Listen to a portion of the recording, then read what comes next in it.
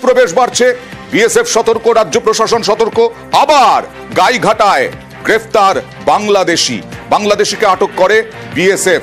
কিভাবে এখানে আসার চেষ্টা করছিল, তার পরিচয় কি, জানবো প্রতিনিধি অনিরুদ্ধর কাছ থেকে। অনিরুদ্ধ, দেখো আমরা উত্তর 24 পরগনার গাইঘাটা সীমান্তে বিএসএফ জওয়ানরা গতকাল এই যুবককে আটক করে এবং সে চোরাপথে বাংলাদেশ থেকে ভারতে প্রবেশ করছিল, তেমনই সূত্র মারফত খবর। এবং তার কাছে কোনো ভারতীয় পরিচয়পত্র বা ভারতে প্রবেশ করবার যে পাসপোর্ট, ভিসা এরকম কিছু মেলেনি। তারপরেই বিএসএফ এর তরফ থেকে এই যুবককে গাইঘাটা থানার পুলিশের হাতে তুলে দেয়। ধৃত যুবকের নাম ইমরান হাসান, তার বাড়ি বাংলাদেশের যশোর জেলায় এবং সে দালাল মারফত বাংলাদেশ থেকে ভারতে প্রবেশ করবার জন্য এই আঙ্গাইল এলাকায় এসেছিল বলে সূত্রের খবর। এবং পরবর্তীতে তাকে গাইঘাটা থানা পুলিশের হাতে তুলে দিলে গাইঘাটা থানা পুলিশের পক্ষ থেকে আজ তাকে বনগাঁ মহকুমা আদালতে পাঠানো হয়েছে। থেকে এসেছেন বাংলাদেশে? কোথা থেকে?